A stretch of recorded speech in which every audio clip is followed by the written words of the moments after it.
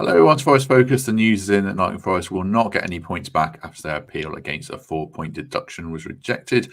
We'll discuss that and what it means, as well as slightly worrying states of West Ham and Spurs ahead of the weekend when they face Luton and Burnley, respectively, in the company of, first of all, Reds fan Pete Blackburn. Pete, afternoon. How are you?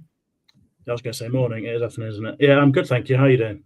Yeah, not too bad. Not too bad. Thank you. And second guest today is another Reds fan in Paul Morley, who's been on a couple of times. It might be unfamiliar to a few viewers and listeners. Paul, good to have you back. How are you? Very well, thanks, Matt. Yeah, good. Sun is shining. Feeling upbeat despite the news this morning. So, yeah, all good. Yeah, it's interesting, isn't it, Peter? How are you feeling about it? I'm still feeling upbeat. I think the psychology of actually beating that Sheffield United game means I'm pretty chilled about not getting points back, even though there was rumours of getting some back last week. But how are you feeling in general about the news? Pretty nonplussed, to be honest. I'm not really surprised by the news. I'm feeling very positive after the weekend. My instinct was always that we'd had a sort of relatively lenient judgment given the scale of the losses and such like. We were given 2 points in mitigation in the original process. I think both the Premier League and other clubs were pretty unhappy with that, which I think tells you something about what Forest got. I think it's possible to have a degree of sympathy with some of the football club's arguments about why they would have liked less. They're obviously making points about selling Johnson to maximise his value, and also about Forest's situation being perhaps slightly unique in that they came up with a very, very low value squad and no parachute payments and that sort of thing. But I mean, realistically, to apply those mitigations, I think would potentially undermine the rules in the case of the Johnson one, because you have to have dates and cut-offs, otherwise you can't really have a process. And in the case of the issue around the scale of the recruitment that Forest needed to carry out, I think you're going to find it pretty hard to have a independent commission agreeing that you needed to sign Bian Khan and Richards and Shelvey and Hwang and Josh Bowler and all those people. So, I don't think Forest can really be too surprised. They obviously wanted less, and we all would have liked that. But personally, not surprised at all. Didn't expect any points back.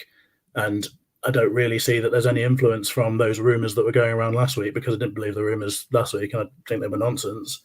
And I don't believe any of the stuff about the timelines being changed as a result of what happened at the weekend. So, I think this is just a process that has played out how I expected it to. So feeling pretty good, to be honest, because it was a great weekend for Forest, and I think we stay up now. Good to have 275 people with us already, and the numbers going up, which is great. Thank you very much to Philip Hull for becoming a member as well. Appreciate the support, Philip. How are you feeling about it, Paul? The psychology of, did you ever think we were going to get 2 points back or not? I think when the process started, I think I mentioned to you on here, I felt like there was very little room for manoeuvre in terms of getting anything back. So looking at the whole, taking a step back and looking at it in the round, I think probably is the result that I think I expected. I think, have I allowed myself to get a little bit carried away over the last week or so with the stuff flying around? Possibly. So I guess the initial sort of reading it was a tinge of disappointment, but I think funnily enough, in terms of the timing of it, and obviously a lot of people saying work, and they said it last week, I think probably, given that the outcome is nothing back, I think it probably works better for us that it was announced today rather than, if you imagine that had been on Friday. I'm not saying that Luton weren't up for it against Everton, but that would have given them even more of a lift. It gives our players, sort of 24 hours to get their heads around the fact that they're not getting anything back. Now, at least, as Pete said, we've got a great result at the weekend. We've got pretty much a full week ahead of Chelsea to get our heads around this. So I think timing-wise, it's probably worked out more favourable for us to have it announced this week. Of course, the question that you alluded to, Pete, is, had the results gone differently, might they announce it differently? I don't necessarily buy that either, but I guess it's something that we'll never really know. I guess they've not really helped themselves throughout this whole process. Has been a bit shadowy, hasn't it? And even the fact that you've got David Ornstein effectively becoming the voice piece for the Premier League, because I don't think either the league or the club have made any official announcements yet, but I think everybody's kind of assuming that he's right. So just the fact that it gets released or leaked through a journalist rather than through official channels doesn't add, I think, to the whole spectacle, which is unfortunate. Yeah, I mean, as Paul said, it's not officially been announced yet, but I know The Athletic are reporting it. I've seen The Guardian are reporting it. Multiple outlets are. There are reputable enough people for us to be going live talking about it now, so I'm sure it's accurate. And on the rumours thing, It was interesting. I remember saying to Pete last week on it, I wonder if TalkSport wouldn't be talking about unless they thought there was something in it. But when you speak to people at Forest, they didn't know anything last week. I think it was real Chinese whispers that really got carried away. I think we've all bought a bit into it. And with the conspiracy thing, like, I just don't buy it still. What people are saying is there's one report saying you've got 1 point back, and there's another point saying you've got 0 points back, and we'll submit this one depending on what you get against Sheffield United. I don't see it. I suppose, Pete, does it at least? I know you don't see it either, but I think it's fair to say the Premier League haven't handled this well. The timeline's so murky, the whole process is so murky that I don't know. Do they have to look at the whole process around this, don't they? Yeah, there are two issues here, I think. Firstly, I'm not sure I can really put into words the amount of contempt I have for this nonsense about conspiracy. I think this is embarrassing that we're talking about it in the fan base, to be honest.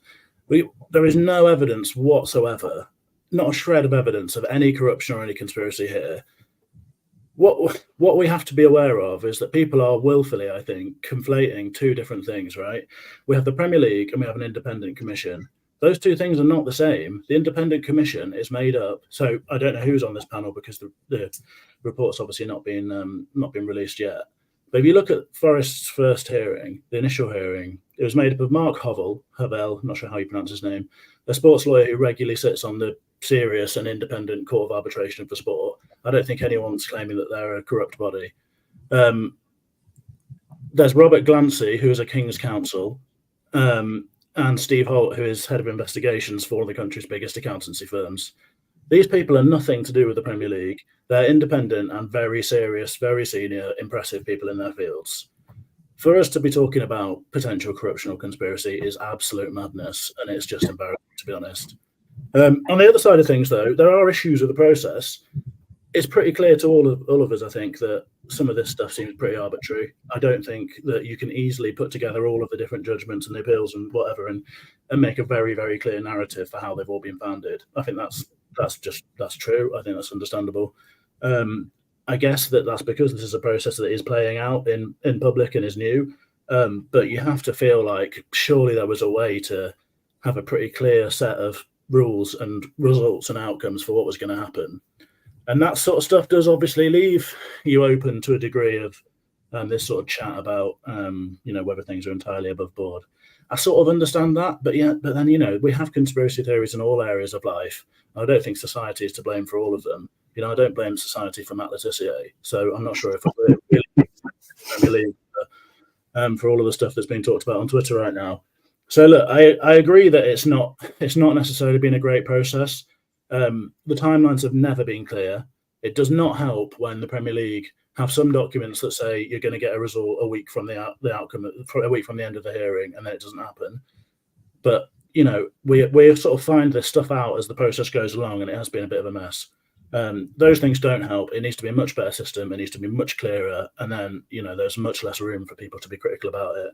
And I, for one, would massively welcome that.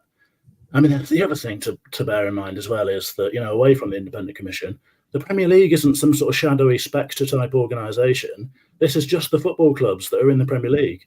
So if you've got issues with the way that they do things and the policies they have, turn your fire on the owners of your football clubs, because those are the people who make these policies. So look, for me, I think it's all pretty mad, and I just don't understand the discourse around this stuff. Let's just... I was just going to say, Paul, before you come in, the Premier League have confirmed it on their website. It is, as we reported, the 4 points will stand. And the appeal board this time, to pick up what Pete was saying, was the Right Honourable Lord Dyson chairing, David Phillips KC and Daniel Alexander KC, whoever they are. But, I'm sure they would have strong reputations they'd look to protect. Go on, Paul, you wanted to add to that? Sorry. I was just going to say, hopefully none of the people on the appeal board this time once had a relationship with Stuart Atwell's second cousin twice removed when they were 16 or something like that, because that wouldn't be a good look, but I'm sure that's not the case. What was I going to say as well? Oh yeah, it's funny, just in general, like fans in general everywhere just seem to see conspiracy now. The first reply to Dawn Scene's tweet is from an Arsenal fan saying, the Premier League are desperate to engineer a title race. You can see by the decisions we've had against us. From a bloody Arsenal fan, did you not see the decisions they got at the weekend, where Havertz is like dredging the pitch by dragging his foot for 5 yards before getting contact, and Reyes, getting that VAR decision. We got one to go our way for once with the Sheffield United Murillo one, although I didn't think that was a foul. But yeah, I find it a bit tiresome. I'm looking forward to moving on from it, and I hope we can just do the business on the pitch. Is that the thing now, Paul, that we have clarity, which I think is important? We know what we need, and how much do you think we need in terms of points to stay up, if any more? Yeah, I think that clarity has got to be crucial, hasn't it? In terms of what we need, I know we'll come on to talking about Moyes and West Ham and Spurs and what have you, but essentially Luton are going to need 4 points and for us to get nothing. Given that they've won 1 in 15 or something like that, I think I sit pretty comfortably. I think, and I think the other thing to bear in mind for us is that there's 2 teams that since we came up last year that we've played in both seasons that we haven't lost against yet. One is Palace and the other one's Chelsea. So, we should take confidence from the fact that we've played Chelsea 3 times now since we've been promoted and we've not lost once. So, if we can manage to, I think if we get a point on Saturday, I think that'll probably be enough. And obviously, if West Ham and Spurs show up during the afternoon, we might not need anything. So, but I think we're good enough to get a point against Chelsea. I think it'd be interesting to see the setup now that, had we got a point or 2 back, and how does Nuno prepare for the game? I'd personally like to see a back 3. I think, irrespective, but it'd be interesting to know whether today's outcome has influenced that preparation and that thought process in any way. I think we look very, that shape we had against City. I'd like us to try and replicate that. I think that would be a good way to go in this game, and that extra bit of solidity should hopefully mean that we can pick up a point if indeed we need it come 5:30 on Saturday. Just last on the points deduction and the whole process around it. This is a fair question, from a channel member. Why did they wait over the weekend? Yeah, I think the timing, it just needs clarity. There needs to be a set of this happens then this happens then, this happens then, and then it would put some of these questions to bed. But I think that's just the Premier League have handled this badly from start to finish, I think, and PSR needs reviewing. Right, let's move on.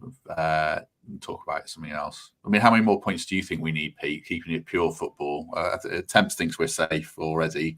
I'm more sceptical. What about you? I'm really not too sure. For the last few weeks, I've had 30 points in my head as being likely to bring safety. And I guess I'm sort of probably still more or less there. I don't think I'd be desperately surprised if we stayed up with what we have. I think that's definitely a really realistic outcome. I can't be. I certainly can't be as confident as Temps was in the pod yesterday, but that's just because I'm never that confident about anything, and I'm always a bit worried and have a little, some little doubts there, especially when it comes to Forest, because you've been burned before, I guess. And the other thing that sort of plays on my mind slightly is that we've all just seen what one weekend can do in terms of a swing, and it's obviously always possible that could happen again and not be in our favour next time. But I think everything that Paul said is absolutely spot on. It's hard to make a case that the 2 teams that are chasing us are going to suddenly turn around all of their form against all the odds in a moment of real pressure and leapfrog us, I think, particularly if we pick anything up, which I think we will. I think 9 times out of 10 you play the scenario out and Forest are safe, maybe even more. So I'm pretty confident about it overall, but I also think Forest will pick up more points. I think we can definitely. Chelsea's not an insurmountable problem to solve. We saw what Forest can do against a really impressive team at home against Man City not so long ago. Should have come out of that game with a result, really, I think. I don't think that's a sort of rose-tinted bias point of view. So I'm pretty confident that there are potentially more points on offer for Forest, like realistic points. And I sit pretty comfortably, about as comfortably as I could do, given that we're still in a relegation battle and I'm a person who worries about things. So I'm sort of relatively confident, and I think 29, 30 points. I think 30 points will probably do it, and I think we'll get them. Good. My alarm went off then. Sorry, that was just something else that's now been cancelled. So yeah, sorry, Pete, interrupting your good flow there. Quick word for our sponsors, the Trent Navigation. Obviously, it's the Rick Parfitt gig on Saturday, Rick Parfitt Junior gig. So here's a little taste of the matchday experience for anyone who hasn't been or seen this video for a while.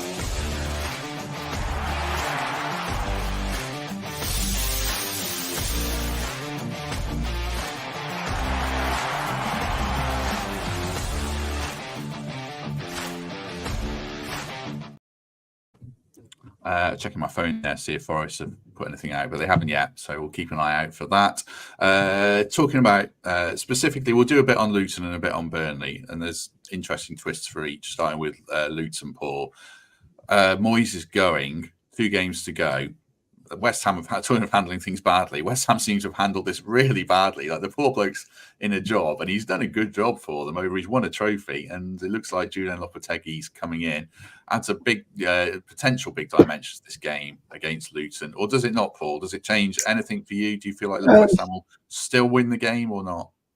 I think if you're West Ham, both player and supporter, you're going to want to hopefully give Moyes the best possible send-off, given, as you said, what he's achieved for them. I think I know there's been a lot of derision within the fan base about Moyes this season and the style of play and all that sort of stuff, but I think even those most fervent sort of Moyes out, they've kind of got what they wanted now, right? So I think most of them would sort of turn up on Saturday and give him a good send-off, and hopefully that feel-good factor.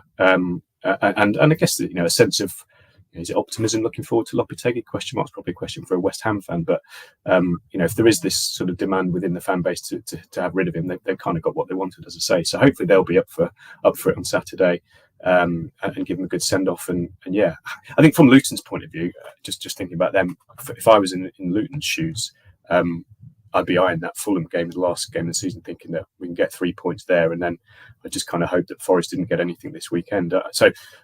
Look, for me, I struggle to see Luton winning at West Ham. I think West Ham will turn up, and hopefully at least stop Luton winning, and then again it comes back to us needing potentially that one more point if Luton do get the job done against Fulham the week after.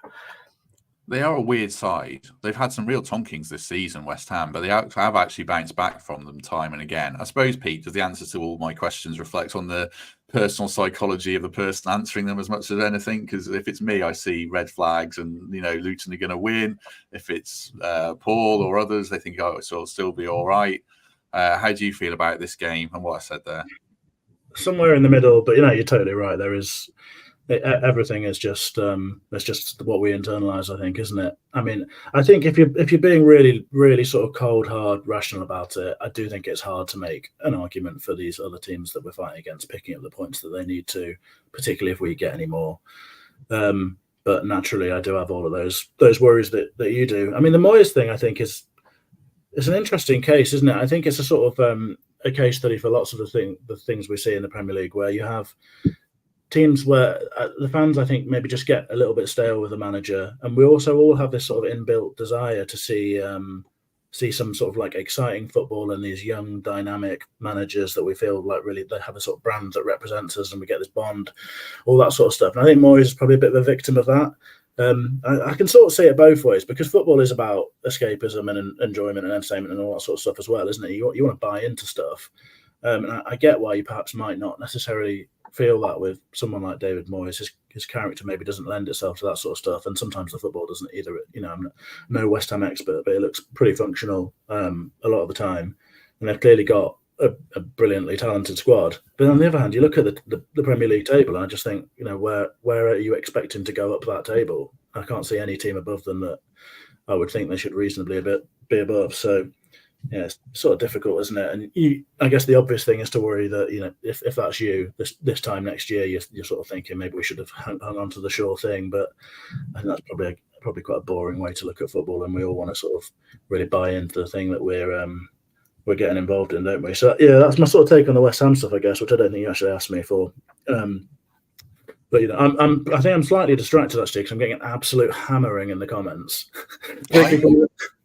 Yes, there's some brutal business out there. I think I've been deemed incredibly naive, smug, all sorts of stuff today, so that's good. Always good for the self-esteem after a long bank holiday weekend. Going back to work. Yeah. So look, on the other teams, I just think Forest are going to stay up now. I think the weekend was massive for us. I just don't know how you really can make an argument for Burnley. In Burnley and Luton, just turning around everything that they've been. We sort of had these narratives around these clubs coming to get us, haven't we? And I think we do that to sort of protect ourselves a little bit. But Luton aren't really coming to get us, are they? They haven't been for a long time. The wheels have sort of fallen off a little bit for them. And Burnley have got so much to do, particularly if we get anything else. I mean, their situation. If I was a Burnley fan, you can't imagine feeling remotely confident about that, can you? Going away to Spurs, the top 6 side, and then even if they are in bad form, and then to a team that's fighting you for relegation and getting 6 points from those games, it's just not going to happen, I don't think. So I'm sitting pretty comfortably, albeit with the same sort of worries and doubts that we all have because we've been Forest fans for too long. Thanks very much to Sam Fuller for signing up as a member, despite Pete being smug and deluded or whatever you are, Pete. Appreciate the support, Sam. West Ham are 9th in the table, 5 points behind Man United, so they can probably catch them. So they've still got 2 games to go. I haven't watched that game last night, and the teams above them are, the teams you expect to be above them. So West Ham have probably had a pretty steady season overall. Spurs are the other team, Paul.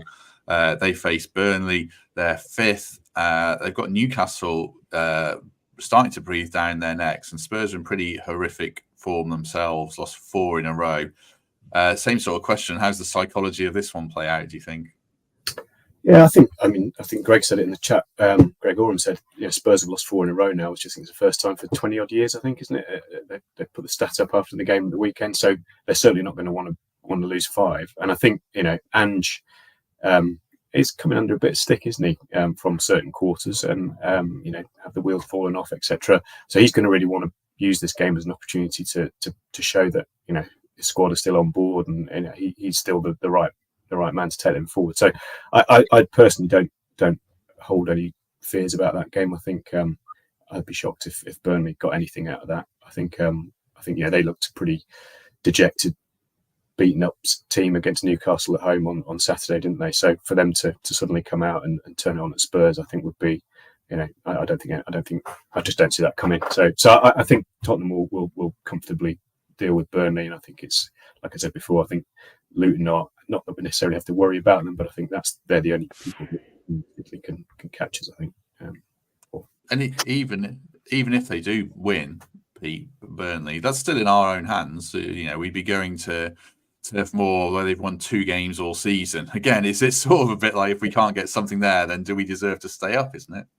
Yeah, well, look, I mean, I think you can safely say from this point, if we go down, then you're going to be hard pushed defending us. We're going to have deserved that, aren't we? We're in a really good position now, and I mean, look, I'd be worried going to that last game. I really hope it doesn't come to that, and it'd be frankly absolutely awesome if we could be going to the City Ground at the weekend, had it all sort of fall into place, and we're just having a nice big party. So fingers crossed that'll be the case. But certainly, going to the last game against Burnley, given the sort of concern we have over some of the character of the side and the impact of pressure on them and that sort of thing, would feel pretty nervy.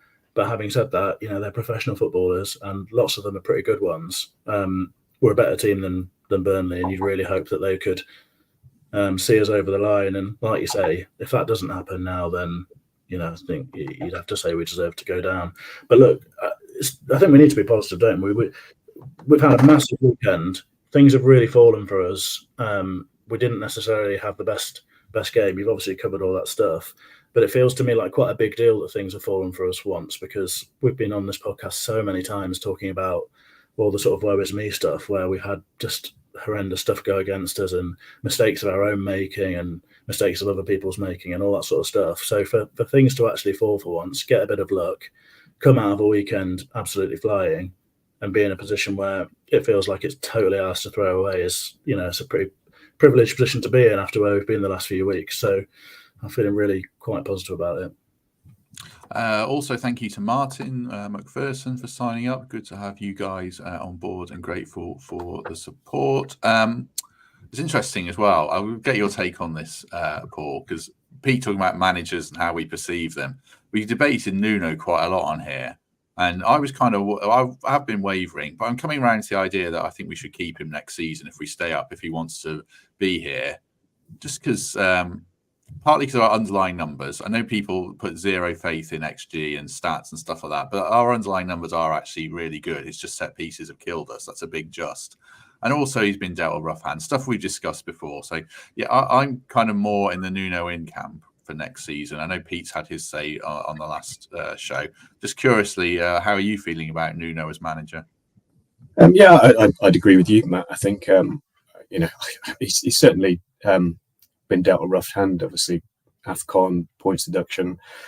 Obviously we wouldn't go into the refereeing stuff. So yeah, look, he's had a rough hand. And I think looking at the other day, if you look at the table since he came in, just purely on the pitch, I think we'd be, I can't remember, it was either 14th or 15th if the league had started the day that he walked in the door. So, given all the stuff that's been going on, I think that's a fairly solid sort of outcome for him. I think the mistakes and some of the selections and substitutions and stuff, clearly, he has made. I think no shying away from that. But it feels like in recent weeks he's got better with that. I think he's made some decent. I think his selections in the last few games have been pretty spot on.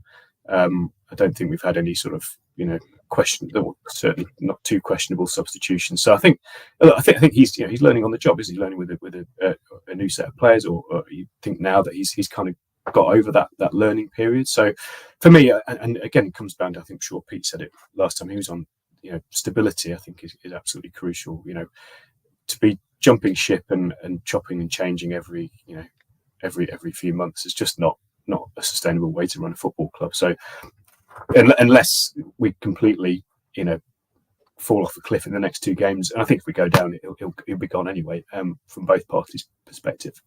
But yeah, I think if we stay up and hopefully we manage to stay up with a decent flourish in these last couple of games, carry that feel good factor into close season, and then for me, give him pre-season.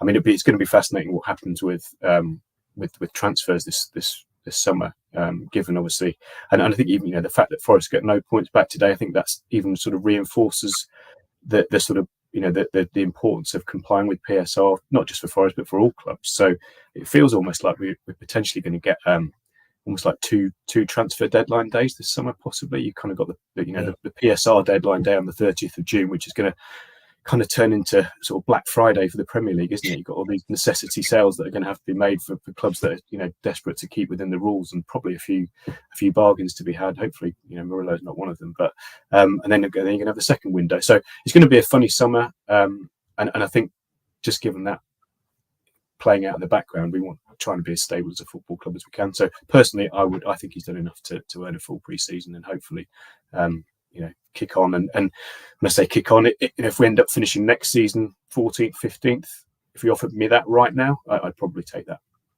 Yeah, I think maybe he's the kind of manager we need. I think I said this to Pete on WhatsApp. There's a lot goes off at our club. It's kind of chaotic. Maybe just quite a boring, sedate manager is what this football club would benefit from. And you make some good points there, Paul. If you like going back to Spurs, Postecoglou is getting some flack around team selection for the first time, leaving out Maddison and stuff like that. Managers do stuff that fans don't agree with. And also one other thing, Pete, that I think might be a reason to stick with Nuno is if we potentially do have to sell Gibbs White and Murillo, then you're having to effectively, if we sell Gibbs White, you've got to rebuild an attack, really. Do you want to be doing that with a new manager as well? I just feel like calm heads and consistency is probably what we need, even if Nuno isn't that exciting. Is that fair? Yeah, I think it's absolutely fair. And also, I think pretty much everything that Paul said, I couldn't really have agreed with anymore. I thought that was a really, really thoughtful assessment of where we are. I don't think most of us are sort of in a position where we're eulogising about the manager, or we're sort of, desperately bought into this relationship or anything. But I think you have to make decisions based on balance and on a lot of context, don't you? And I just feel like the football club could really do without an awful lot more change. And like you say, there potentially could be a lot of change on the pitch. And you start tying all those things together, and it just doesn't feel like an ideal situation, does it? And, Forest may well find that next year's a tough one, because they're obviously rules that we've fallen foul of already that we're going to have to try and get our house in order with, and it's certainly not going to be an easy environment for us to make an awful lot of improvements. We'll have to do a lot of that internally, I think. We'll have to do a lot of improvement based on what we've got, and I think the good thing about that is that we're sort of seeing some of that play out already towards the end of the season. I can see shoots of reasons for optimism, and you only need to look at Callum Hudson-Odoi's performance of the weekend to think, wow, what could a confident Callum Hudson-Odoi with a run of games achieve next season? After he's had this first go at sort of returning to first team football, and he's sort of overcome a few little hurdles along the way, and he's really sort of grasping the metal now. And there's loads of sort of players like that in the team that I just think you look at their sort of progress. Nico would be another, and think there are real reasons for optimism. And I think we've got a lot of the answers to a good season in the squad already. And like you say, the underlying data is really good. There's some simple stuff to solve, and I think, like Paul said, it does feel like some of those things have been becoming addressed. I think Nuno's maybe been a little bit sharper in recent weeks as well. And yeah, I just don't want to see loads more change, because it just puts you back a step one, doesn't it? And I don't think we can really afford to be making a lot of change, not least because it's going to be incredibly expensive to get rid of the manager and the staff. It's incredibly expensive to have a turnover of players again. So I don't know whether we've even really got a great deal of choice. But certainly I think there are building blocks at the club. And I think for once it needs to be one of those summers where we look at what we've got, add in little areas where we think we can add something, but really sort of work to develop from this point rather than changing everything again. I think there's plenty in at the City Ground and in the squad, in the staff now, for us to be reaching those sort of levels that Paul talked about in terms of just being a couple of places up the league and things seeming a little bit more comfortable. And look, I'd really take that right now. I think slow progression would be a fantastic outcome for the football club. I see. Sorry, on another note, I was trying to check my phone at the same time as everyone was talking, because I think the commission report is out, but there's too much of it for me to give you any great steer on what it says. I don't know if anyone in the comments has had a decent look at it or not. One for another day, but one for tomorrow, actually. Yeah. Oh, tomorrow's with Paul Taylor and Mikey, so we'll pick this up tomorrow lunchtime. Yeah. I think Palace are probably an interesting case study as ever with us. I know Glaston looks like the shiny toy that got away at the moment because he was in the running for our job, and by hook or by crook we didn't get him. But we played Palace and they were very workmanlike, very dull, very well structured, which is kind of what Nuno is. And then they get Elise, Eze and Mateta on the pitch, and they're game changers, Eze and Elise. And fair play to Glaston for getting a tune out of Mateta. I saw last night he scored 6 goals never scored more than 6 goals in a season before. And now he's got, what would it be now, 9 in 6 games or something. So, like Pete makes a good point about Hudson-Odoi and Elanga, and there's players to build around. If Nuno can build around those players and keep bringing a bit more verve to our play, which we've seen periodically, then, I feel like we could be on a decent track next season. And I'm optimistic. Let's just get through the next 2 games. Any final thoughts, Paul, on just the state of play before we move on to any other business? Yeah, I was just going to say, thinking on the Nuno piece, if you look at it from the outside, if you're let's say you're a prospective target of Forest, if they did think about replacing Nuno, you just look at everything that's been going on at the club with the tweets. Would you as a respectable sort of manager want to walk into that environment? I'm not so sure we'd be that attractive as a proposition for anybody, to be honest, or certainly anybody who we think is going to elevate us. So I think sometimes better the devil isn't it? And I'd stick with Nuno, and I think that get through this season. It's been a bit of a shit show, hasn't it? To kind of put it mildly. Used my one swear word for the algorithm there. It's fair, but it has. And if we can come out of it still sort of intact, and just as Pete said, look forward, bit of stability, and hopefully kick on gradually, and establish ourselves in this league. And I think I saw about Palace. This is going to be the 11th season in a row that they've finished between 40 and 49 points. In terms of a model of stability, I mean, do we want to be doing that for 11 years? Maybe that's just a nice sort of comfortable existence that we can expect, or that we should expect, or should long for. But take it step by step, and let's get through this season and look forward positively. Yeah, I'd love to aim for 50 points next year, but that's all we've only got 30 this season, so that would be just making huge strides. But I think that would be, what to go for. Right, just before we go on to any other business, as ever, do us a favour. 520 people with us. If you haven't already, do hit like on the stream and consider becoming a subscriber and a channel member. And a lovely review on iTunes would be nice. Right, any other business, Pete Blackburn, before we go? Nothing major. I guess firstly, just a pleasure to meet Paul and listen to his views on stuff. I think it's been really interesting during this 35 minutes or whatever it's been. So that's been great. The other thing, I guess, I just really hope that whatever our views are on the situation around PSR and the rules and all that sort of stuff, I just hope we're not here again next season, and that the right lessons are learned in the club and such like, because it does have a really damaging effect on reputation and on some of our relationships with the club. And having this hanging over the football team for so long can only have been a difficulty for the players. It's been a pretty, I won't use Paul's word because I think you've maxed them out now, which is a shame. But it has been difficult, and it has really impacted the enjoyment of things, I think. So I just really, really hope that whatever our sort of progression or regression is next season, that we're sort of fighting on our own terms and it's all performance on the pitch, and we can just really, really enjoy that. So fingers crossed, lessons are learned, and finance directors aren't getting told to shut up and what have you next year. So that's my hope.